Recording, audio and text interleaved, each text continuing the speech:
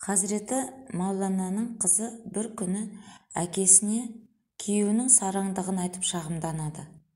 Әке, ол адам соншалықты мал-мүлкі, құлдары бола тұра аш жүреді, үстіне де киім алмайды, дейді. Маулана былай деп жауап береді. Дұрыс емес әрине, бірақ осындай сараңдар мен сараңдықтар болмаса, бұл дүниенің мал-мүлкі қалай жиналар еді, дейді. Сосын бір оқиға туралы айтады. Бай, бірақ сараң бір адам екен. Бір күні мешітке барады.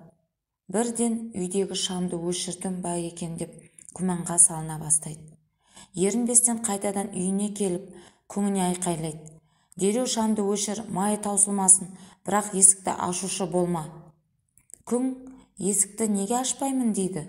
Есікті ашқанда тоқпағын қажайсың дейді. Сонда күң, соншалықты есеппен жүретін болсаңыз, мешіттен осы жерге дейін жүргенде аяқ киіміңіздің тозатын ойламадыңыз ба деп сұрайды. Қожайыны бұл сұраққа қалайша ойламаймын, бұл жерге жалаң аяқ келдім, міне аяқ киімім қолтығымда дейді. Бұл оқиғаны естіген Хазірет Маулананың қызы өзінің жағдайына шүкіршілік еткен екен. Бүгінгі дұға: Аллахым, Хабибіңнің шапағатымен бізді ізгілермен бірге жұмаққа кіргізе көр.